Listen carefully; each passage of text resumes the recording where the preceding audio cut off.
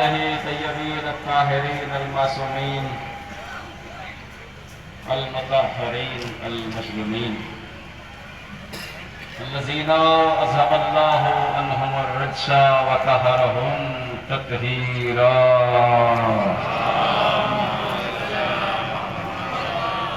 ولعنۃ دائمۃ علی اعدائہم ومنکر فضائلہم وغاصب حقوقہم اجمعین من الآن إلى قیام یوم الدین اما بعد فقط قال رسول اللہ صلی اللہ علیہ وآلہ وسلم ان الحسین مصباح الہدی وسفینۃ النجاة صلوات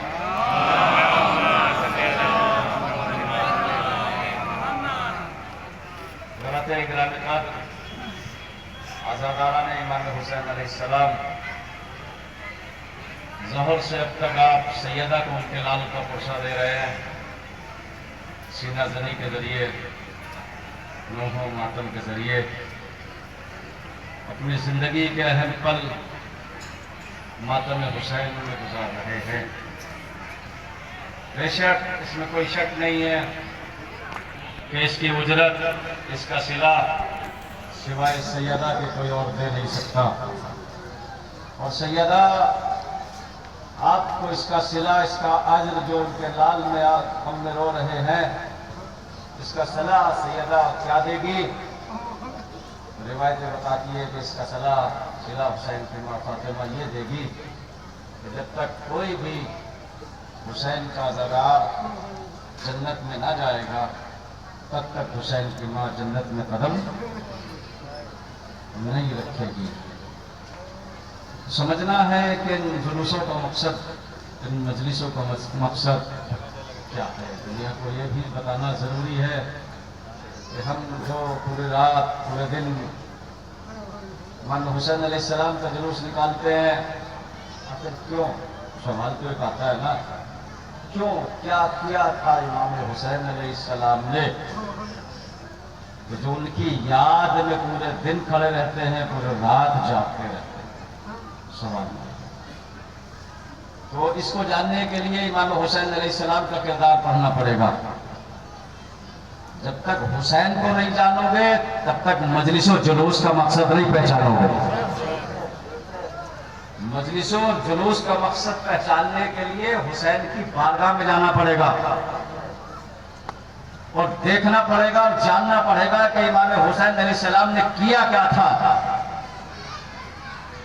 جو امام حسین علیہ السلام کی یاد میں ہم دیکھیے یہ غلط آئیڈیا لوگ پیش کرتے ہیں، دکھانے کے لیے عزاداری کا ایک بھی فعل نہیں ہوتا،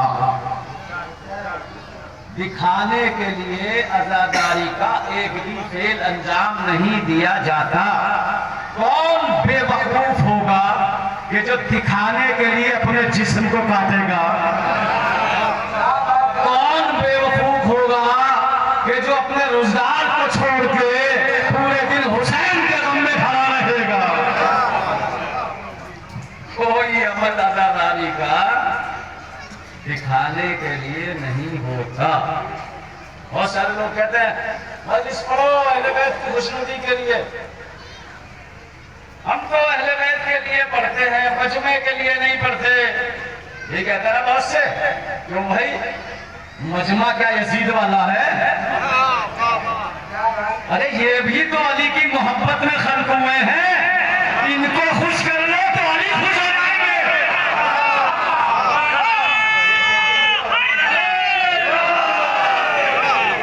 یہ تھنکنگ غلط ہے۔ ہم تو مجمع کے لیے نہیں پڑھتے، ہم تو سیدہ کے لیے پڑھتے ہیں، امام حسین کے لیے پڑھتے ہیں اور علی کے لیے پڑھتے ہیں۔ قبلہ ارے بھائی یہ جو آئے ہیں سننے کے لیے، یہ جو بیٹھے ہیں جنہوں نے وقت دیا ہے اپنا قیمتی، یہ بھی تو حسین کی محبت میں آئے ہیں، یہ بھی تو علی کی محبت میں آئے ہیں۔ اس لیے بہت مشہور و معروف واقعہ ہے جی، جابر گئے 5ویں امام کی خدمت میں اور کہا مولا اپنی جدہ مظلومہ کے بارے میں ایسی حدیث سنائیے تاکہ وہ حدیث میں آپ کے چاہنے والوں کو سناؤں اور وہ خوش پاس تو دلیل ہو گئی، دلیل ہو گئی. کیا فرمایا؟ غور نہیں کیا جابر نے. مولا ایسی حدیث سنائیے اپنی جدہ کی کہ جو میں سناؤں آپ کے چاہنے والے خوش ہو جائیں. اس کا مطلب اگر کہیں بھی مجلس ہو، ماتم ہو، چاہنے والوں کو بھی خوش کرنا ہے، حسین کو بھی خوش کرنا ہے.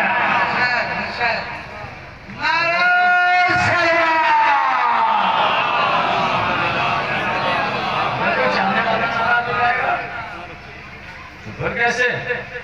اور چاہنے والے راضی ہوں گے، چاہنے والے پسند کریں گے آپ کو. کبھی سیدہ کرے گی، کبھی حسین کریں گے. یہ کلیئر بات ہے بالکل بات بھائی. دیکھیے جس مسلمان کا بھی رشتہ یزید سے ہے یا یزید والوں سے ہے، ان سے ہمارا کوئی رشتہ نہیں ہے. باقی سارے کلمہ پڑھنے والے ہمارے سراخوں پر، سارے کلمہ پڑھنے والوں کا احترام ہے مجلس حسین میں. سارے کلمہ پڑھنے والوں کا احترام ہے مجلس حسین میں. لیکن جس کا رشتہ یزید اور یزید سے ہے، ان سے ہمارا کوئی رشتہ نہیں ہے. بہت سارے بڑی مروت کی بات کرتے ہیں. ایسا مولانا ہمارا کوئی رشتہ نہیں ہے، ہم رہتے ہیں وہاں پر. بہت مشہور معلوم واقعہ سنا رہا. جناب عیسیٰ کے قصص الانبیاء میں آپ کو مل جائے گا. جناب عیسیٰ ایک بستی سے گزر رہے تھے. کیا دیکھا؟ پوری بستی عذاب میں مبتلا ہے. پوری بستی کے زبان پہ آگ کی لجامیں چڑھی ہوئی ہے. پوری بستی پر عذاب نازل ہے. آگ کی لجامیں سب کی زبانوں پر چڑھی ہوئی ہے. جناب عیسیٰ کی نظر پڑی، ایک شخص ایک درخت سے لپٹا ہوا ہے. جناب عیسیٰ نے اسے مخاطب کیا، تو بول سکتا ہے یا ان کی طرح تیرے زبانوں میں بھی آگ ہے؟ کہا نہیں اے عیسیٰ، میں بول سکتا ہوں. میں اس عذاب سے بچاؤں، میری زبان ہے کھلی ہوئی، میں بول سکتا ہوں. لیکن عذاب مجھ پہ بھی ہے.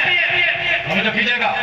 جناب عیسیٰ نے کہا کہ تو کیوں بچا اس عذاب سے اور تجھ پہ کیوں عذاب آیا؟ تو سنیے جواب. وہ کہتا ہے اے عیسیٰ نبی، میں ان جیسا نہیں تھا، ان میں رہتا تھا. میں ان جیسا نہیں تھا، ان میں رہتا تھا. تو جہاں علی پہ شک کرنے والے رہتے ہیں، وہاں رہنا بھی نہیں چاہیے.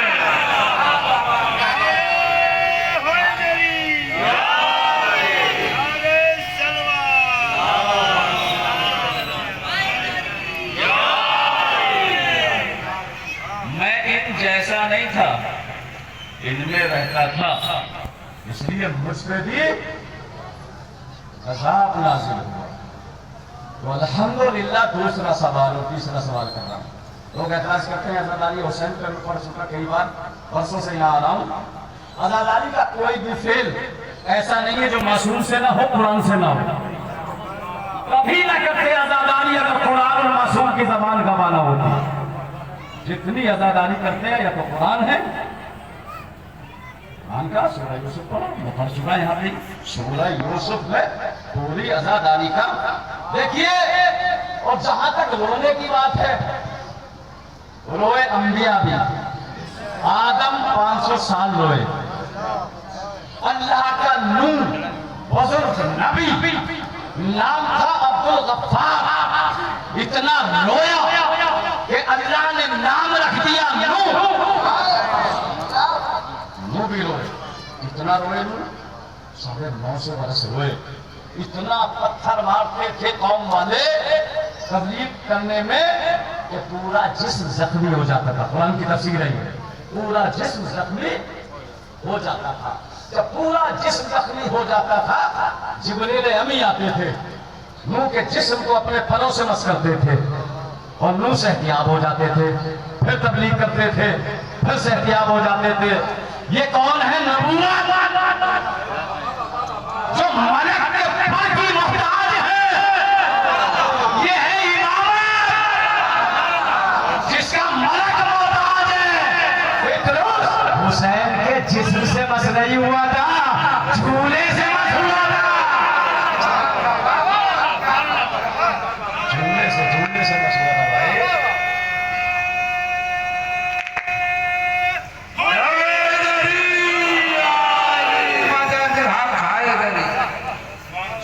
جھولے سے مس ہوا تھا فتن اس جھولے سے جسم کوئی روایت آپ مجھے دکھائے علماء کرام بیٹھے ہیں کہ فتن زید امام حسین کے جسم سے مس ہوا تھا جھولے سے. کتنے امام ہیں؟ 12. معصوم کتنے؟ 14. ضامن مغفرت کس کو کہا جاتا ہے؟ ضامن مغفرت کس کا لقب ہے؟ امام حسین علیہ السلام. سمجھتے ہیں ضامن مغفرت کا کیا مطلب ہے؟ بخشوانے والا. حسین ایسا ضامن مغفرت ہے جو وہاں والوں کو بھی بخشواتا ہے اور یہاں والوں کو بھی بخشواتا ہے. ضامن مغفرت کہا گیا ہے حسین ابن علی کو کہ پھر اس کو وہاں بخشوایا خود کو یہاں نجات دے گا. خود کو یہاں کوئی رونے پہ ڈسکس ہو جائے جناب نور روئے اللہ کو اتنا پسند آیا رونا. اور روایتوں میں ہے کہ جن آنکھوں میں آنسو نہیں ہیں اللہ ان آنکھوں سے رحمت کو ہٹا لیتا ہے. بہت بڑا واقعہ. دیکھیے قرآن کی تفسیریں پڑھے قرآن پڑھے. اللہ کا عذاب جب بھی آیا ہے عذاب جب بھی آیا ہے آنے کے بعد چلا نہیں ہے آنے کے بعد رکا نہیں ہے قبلہ لیکن ایک جگہ رکا ہے اللہ کا عذاب ایک جگہ رکا ہے. کب رکا؟ جناب یونس علیہ السلام جب اپنی قوم کے لیے فتوا کر کے چلے مجھے کیجئے گا تو عذاب آنا شروع ہو گیا. جناب یونس بشارت دے گئے کہ تم سب پہ عذاب آئے گا تم نے نبی کو ستایا ہے. جناب یونس بستی سے باہر نکلے عذاب آنا شروع ہوا. عذاب کے آنے کی علامتیں پتہ کیا ہے آپ کو؟ جب عذاب قریب آتا ہے تو جانوروں اور پرندوں کو احساس ہو جاتا ہے. روایت یہ بتاتی ہے کہ اتنا قریب آ گیا تھا عذاب کہ جانور اور پرندے بھڑبڑانے لگے. قوم کے کچھ لوگ اٹھے. اٹھنے کے بعد ہم جو کیجئے گا ایک عابد کے پاس گئے جو عبادت گزار تھا جناب یونس قوم میں. یہ بتاؤ اس عذاب سے کیسے بچا جا سکتا ہے؟ عابد کہنے لگا عذاب تو آئے گا اس لیے کہ اللہ کے نبی نے دعا کر چکا. عذاب سے بچا نہیں جائے گا عذاب تو آئے گا. کسی نے کہا کہ ایک عالم اور ہے بستی میں اس کے پاس چلو. عالم کے پاس پہنچے قوم والے. دیکھو نبی بدعا کر گیا اور عذاب سروں پہ منڈلانے لگا کوئی ترکیب بتاؤ کہ عذاب ٹل جائے. عالم نے کہا دیکھو نبی بدعا کر کے گیا ہے عذاب کا آنا تو ضروری ہے لیکن عذاب ٹل سکتا ہے. مجھے پیچھے عذاب ٹل سکتا ہے. اور معلوم نے کہا کیسے؟ کہا ایک کام کرو سارے مرد و زن بچے صحرا میں جاؤ آستینوں کو چڑھاؤ. مجھے کیجئے گا 3 دن روزے رکھو. غور نہیں کیا مولانا آپ نے. عابد نے کہا عذاب آئے گا. عالم نے بچنے کی ترکیب بتائی. نہیں غور کیا. عابد اور عالم میں کتنا فرق ہے؟ ختم جائے گا عذاب. تمہیں 3 دن روزہ رکھنا ہے آستینوں کو چڑھا کر بچوں کو لے جا کر عورتوں کو لے جا کر زیر آسمان دعا کرو اور آنسو بہاؤ. ساری قوم صحرا میں پہنچی گڑ گڑا کے آنسو بہانے لگی. تاریخ نے لکھا کہ آیا ہوا عذاب واپس چلا گیا. ماما یہ تنہا آنسو تو ہے کہ جو آئے ہوئے عذاب کو محمد والے محمد پر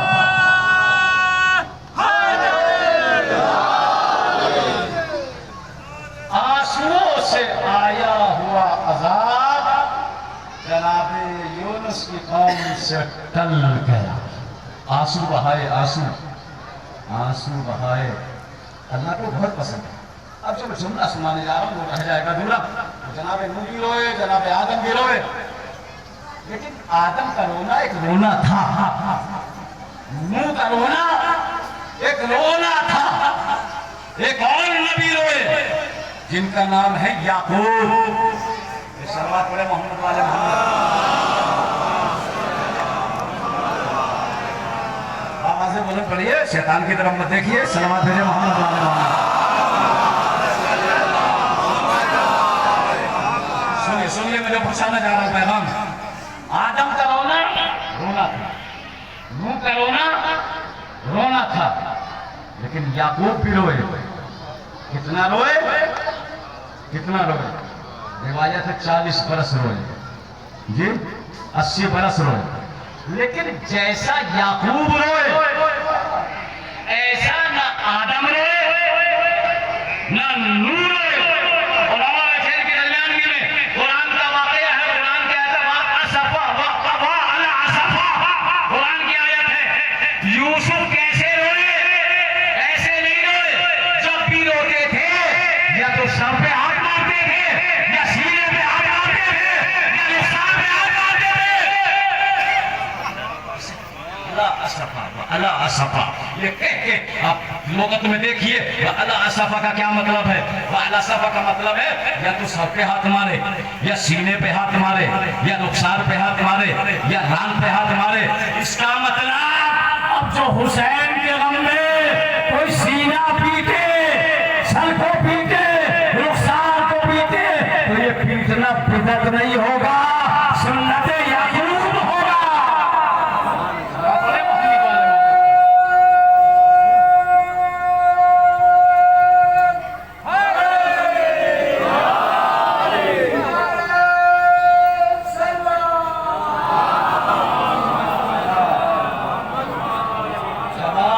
قرآن میں یعقوب کا رونا سر پیٹ کے رونا, رخساروں کا ماتم کرنا, جی سینے کا ماتم کرنا.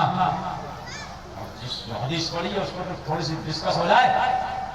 نبی نے فرمایا ان الحسین مصباح الہدی سفینۃ النجات, میرا حسین ہدایت کا چراغ ہے اور سفینہ نجات ہے. کب سے ہے حسین ہدایت کا چراغ؟ حسین کا ہے, حسین ہدایت کا چراغ کب سے؟ کہ نبی کے زمانے سے.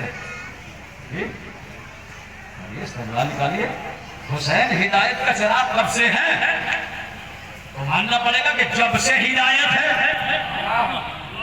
جب سے ہدایت ہے تب سے حسین ہدایت کا چراغ ہے. پہلا ہادی کون ہے اللہ کا؟ آدم. جب آدم زمین پہ ہادی بن کے آئے تو ہدایت کا چراغ حسین تھے. آپ جملوں میں سننا چاہتے ہو میں آپ کو میں کر دے رہا ہوں. سلام پڑھتے محمد والے والا. اس لیے کہ حدیث میں کوئی بھی قبلہ قید نہیں ہے, ماضی مضارع مستقبل کی کوئی قید نہیں ہے. حسین ہدایت کا چراغ تب سے ہے, تب سے ہدایت ہے.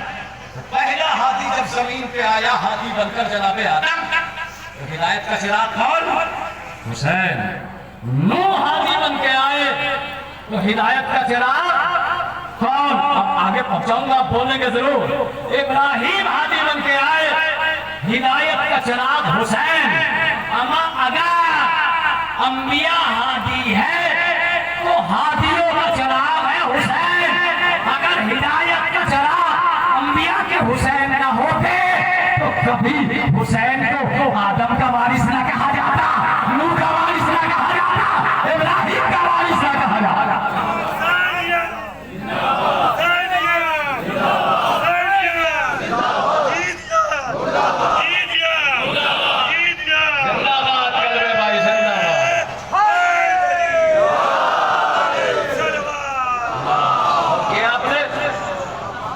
حسین انبیاء کی ہدایت کا چراغ نہ ہوتے تو کبھی انبیاء کے وارث نہ بنتے.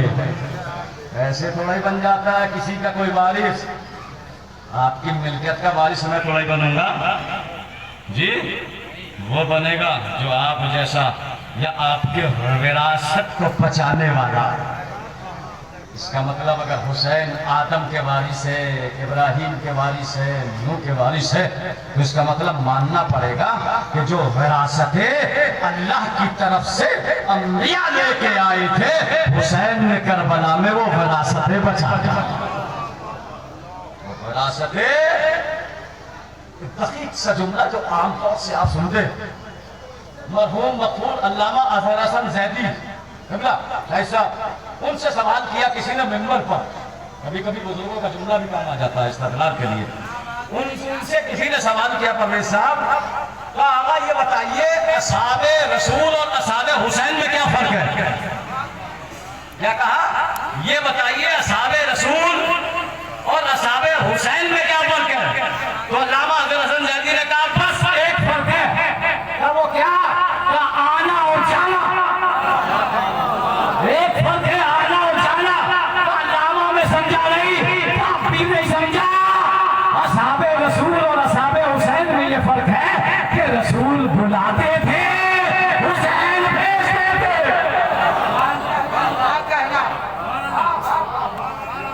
یہ فرق ہے آنے اور جانے کا فرق ہے، رسول بلاتے تھے اور حسین کہتے تھے چلے جاؤ۔ اور ایک جملہ تو سن لیجئے جب یہاں تک پہنچے، کیا کہا میرے مولا نے؟ بڑی بات ہے اور کرنے کی بات ہے، جیسے اصحاب مجھے ملے نہ میرے نانا کو ملے، ایک جملہ سن کے پھر مسائل سن، جیسے اصحاب مجھے ملے نہ میرے نانا کو ملے نہ میرے بابا کو ملے۔ میں کہوں گا مولا بہت بڑی بات آپ نے کہہ دی، سلمان 30 برس داڑھی سے جانور کشی کرتا رہا رسول کے در کی، ابو ذر زمین و آسمان نے ایسا کوئی پیدا ہی نہیں کیا ابو ذر جیسا۔ اور حسین کربلا میں کیا کہہ رہے ہیں؟ وہ جو کیجئے گا جیسے اصحاب مجھے ملے نہ میرے نانا کو ملے نہ میرے بابا کو ملے نہ میرے بھیا کو ملے۔ مولا آپ کے اصحاب میں کیا ہے؟ سلمان جو ایمان کے درجے 10ویں میں فائز ہے، سلمان کا مرتبہ جس کو نبی خود جنت کی بشارت دے چکے ہو۔ اور حسین نے کہہ دیا، اور اصحاب حسین میں صرف وہی نہیں ہے کہ جو مدینے سے حسین کے ساتھ آئے، بلکہ اصحاب حسین میں ایک لمحے کا حر بھی ہے۔ جملہ سنا کہ مسائل ختم کر رہا ہوں، اصحاب حسین میں ایک لمحے میں آنے والا حر بھی ہے، لیکن حر کو حسین نے سلمان سے بڑھا دیا، ابو ذر سے بڑھا دیا۔ آپ بھی نہیں سمجھے، کیجئے گا جملہ پڑھ کے بس آپ کا، آپ بھی نہیں سمجھے کیا عظمت ہے کربلا میں شہید ہونے والوں کی۔ مولا حسین کہاں سلمان، کہاں ابو ذر، کہاں مقداد، کہاں قمر، کہاں فضہ، اور کہاں چند لمحے کے لیے آنے والا ہو کا فرق بتا دو، جو کیجئے گا کا فرق بتا دو۔ سلمان ہم میں سے ہے، لیکن میری ماں کا رومال پھر کو ملا ہے۔ بے شک سلمان 20 سال اپنی کاہی سے جارور کشی کرتا رہا بے سیدہ، لیکن رومال سیدہ کا ہاتھوں سے بنا ہوا کسے ملا؟ اس لیے کہہ دیا حسین جیسے اصحاب مجھے ملے نہ میرے بابا کو، اور کہہ دیا کہ چلے جاؤ، چھوڑ کے چلے جاؤ، جنت سے نہ ڈرنا، جنت کی ضمانت میں دیتا ہوں۔ آخری کا جملہ سنیے، جب نہیں گیا چراغ بجھا دیا، شرم آتی ہے چلے جاؤ، اپنے بچوں کو لے کے چلے جاؤ، قربان ہو جائے اصحاب حسین پر۔ نہیں گئے، پھر فاطمہ کے لال نے ایک اور ضمانت دی، جنت سے مت ڈرو، جنت تو صرف اس چیز کی قیمت ہے کہ تم اپنے گھروں سے چل کر کربلا میں میرے ساتھ آ گئے، اور اگر تم نے اپنے کو مجھ پر قربان کر دیا تو اس چیز کی قیمت جنت نہیں ہے، بلکہ محشر میں وہ میری ماں کا سلام ہوگا جو تمہیں کرے۔ اس لیے اصحاب حسین بڑے موقع، ابھی جلوس ختم ہو جائے گا، کتنا سناٹا ہوگا گلیوں میں، کبھی ذرا احساس سے ذرا سوچئے، جب آپ ختم کر کے چلے جاتے ہیں جلوس نا، تو ایک کو اجڑی ماں انسان گلیوں میں روتی ہوئی، کہاں گئے میرے حسین کے عزا، کہاں گئے میرے حسین پر رونے والے۔ حسین کو اس لیے بھی رویا کرو کہ حسین کو رولا رولا کے مارا گیا، اکبر کا لاشا دکھا، کبھی عباس کے کٹے ہوئے بازو دکھا۔ صبح سے مصائب سن رہے ہو نا، صبح سے نہیں۔ مولا سجاد فرماتے ہیں چاہنے والوں تم سسکیوں سے نہ رویا کرو۔ منہال نے پوچھا مولا اس کا کیا مقصد ہے؟ کہ سسکیوں سے رونے پر ہم پہ پابندی تھی، تم پہ پابندی تو نہیں ہے۔ پتہ ہے نا سسکیوں سے رونے کا مطلب کیا ہے؟ گھٹ گھٹ کے رونا، خاموشی سے رونا۔ سیدہ کہتی ہے میرے لال کو چاہنے والوں خاموشی سے مت رویا کرو، بلکہ ایسے رویا کرو جیسے کوئی ضعیف ماں جوان کے لاشے پہ۔ چلے جاؤ۔ روایت بتاتی ہے حسین کی ماں اسی خاک پہ بیٹھی ہوئی۔ بہت بڑے بڑے نواب جلوسوں میں زمین پہ بیٹھتے ہیں، اور جب ان سے پوچھا جاتا ہے تم تو قالین پہ بیٹھنے والے تھے، زمین پہ آ کے کیوں بیٹھ گئے؟ وہ کہتے نہیں حسین کی ماں جنت کی شہزادی اسی خاک کو گزارے تھے۔ ولدی حسین، میرا پیاسا حسین، میرا مظلوم حسین۔ ہاں زادارو، حسین کا سر کربلا میں کٹ گیا۔ شام غریبہ کی لٹی ہوئی زینب لٹے ہوئے جلوس کو لے کر کربلا کی سمت جا رہی ہے۔ پوچھے زینب سے کہ کیسے لٹا زہرا کا گھر شام غریبہ۔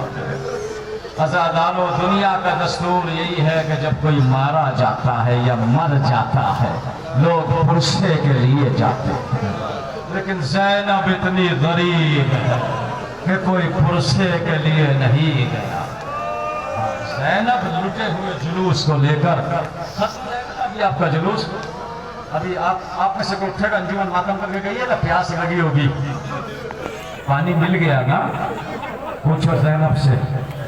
اس لیے کہ فطرت کا تقاضا رونے کی، میڈیکل سائنس میں جاتی ہے، میڈیکل سائنس بتائے گی آپ کو، فطرت کا تقاضا ہے جتنا آپ روئیں گے اتنی پیاس لگے گی۔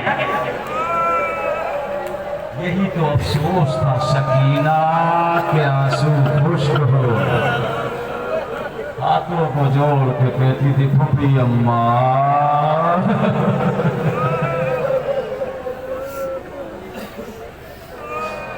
جتنے آنسو نکلتے جاتے ہیں پیاس بھڑکتی جاتی ہے، پیاس لگتی ہے۔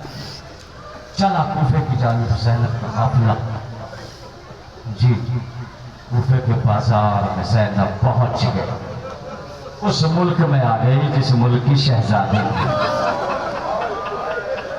دیکھیں شریف ترین خاندان والوں کا دستور یہ ہوتا ہے کہ اگر خدا نخواستہ ان پہ کبھی یہ مصیبت آ جائے کہ ان کو قید کر کے لے جایا جائے تو عزت دار شخص یہ کہتا ہے دیکھو میرے محلے سے مت گزارنا، میرے گھر کے سامنے سے مجھے رسن باندھ کے مت لے جانا۔ زینب کو یہی تو افسوس تھا، ارے زینب جب اس گھر کے سامنے پہنچی جس گھر میں زینب کی شہزادی تھی، آوازوں کا بلند کرو، سیدہ کو یہ ماتم بہت پسند ہے، سیدہ کو یہ رونا بہت پسند ہے، شرمایا مت کرو، روتے ہوئے شرمایا مت کرو، سیدہ کو بڑے پسند ہے آپ کو۔ جب اس گھر کے سامنے پہنچی زینب کے قدم رک گئے، سید سجاد آگے بڑھے، پھوپھی اماں ابھی تو کوفے کا بازار آنا ہے، وہ رک کیوں گئی ہے؟ سجاد یہی تو وہ گھر تھا جس گھر میں میرے بابا کی حکومت تھی،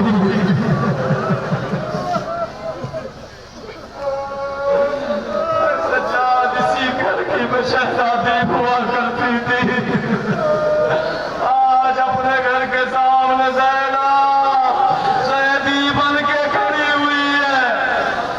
جزاکم اللہ، جزاکم اللہ، ہمارا آپ کو کوئی غم نہ دے سوائے غم حسین کے۔ زینب نے اپنے گھر کی منزل کو پار کیا، کوفے کے بازار میں پہنچی، کوفے کا بازار، یہاں زینب نہیں بولی، علی کی چھوٹی بیٹی ام کلثوم خطبہ ہے جناب ام کلثوم کا کوفے کے بازار میں خطبہ.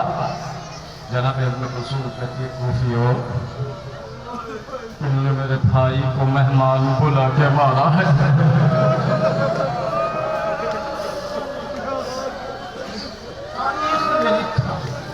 سارے کوفے والے آنسو بہا رہے.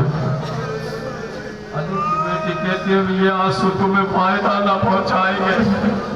تم نے میرے بھائی کو دھوکے سے مارا ہے. تم نے یہ بھی نہ دیکھا کہ میرے بھیا 3 دن کا پیاسا پورا کوفے کا بازار رو رہا. آنکھوں میں آنسو ہے سب کے. چیخ مار مار کے رو رہے ہیں کوفے کے بازار میں لوگ. علی کی بیٹی کہتی ہے نہیں تمہاری مثال ایسی ہے کہ جو ایک بڑھیا صبح سے لے کر شام تک سوج کو کاٹے اور پھر اسے ادھیڑ دو. نبی کے لال کے ساتھ دھوکہ کیا ہے. میرے بھیا مسلم کو بلا کے مارا ہے. ہمیں پتا ہے میری ماں نے کیسے چکیا پیس کے پالا تھا.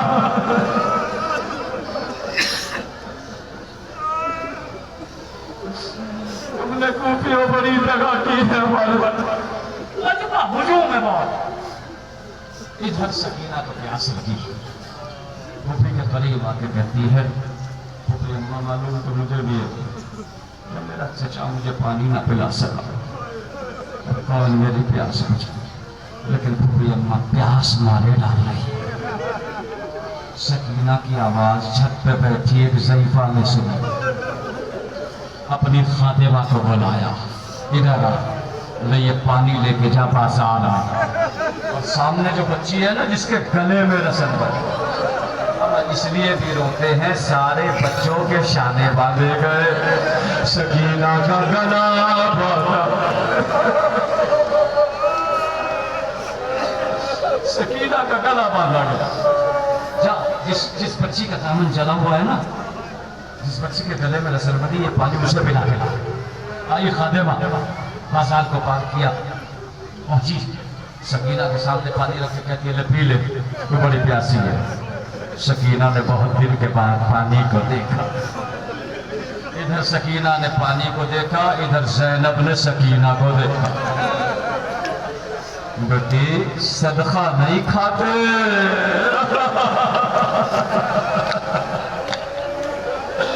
بیٹا صدقہ حرام ہے ہمارے اوپر.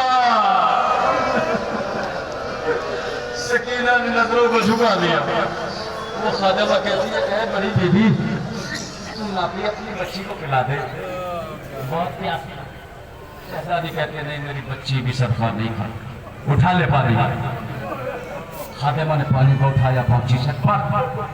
اس ضعیفہ نے پوچھا پلا کے آ گئی؟ کہا نہیں پیا نہیں. کہا کیوں؟ یہ کہا ہے کہ صدقہ نہیں کھاتے. خدا کے رونے کا جملہ سنا وہ غیرت تھا. وہ جس کے صدقے میں کائنات بنی جس کا صدقہ پوری کائنات کھاتی ہو. شام اور کوفے کے لوگ انہیں صدقہ کھلا رہے ہیں. اچھا یہ کہاں نہیں کہتے کہاں کہہ رہی ہے صدقہ حرام ہے ہمارے پاس. اچھا چل جا گھر چلی جا دوسری غذا لے کے آ. تھوڑا سا پانی لے کے آ غذا لے کے آ. خادمہ گئی غذا لے کے آئی. ضعیفہ چھت سے نیچے اتری. چل میرے ساتھ. بازار کو پار کیا. پہنچی شہزادی زینب کے قریب. کہتی ہے اے قیدی عورت ادھر دیکھ میں نے تیرے بچوں کے لیے پانی بھیجا تھا تو نے پینے سے انکار کر دیا اور یہ کہا ہے صدقہ نہیں کھاتے. یہ بتا تیرا رشتہ کہاں سے ہے؟ کہاں کے غریب سید ہو؟ شرماؤ نہیں شرماؤ نہیں شرماؤ.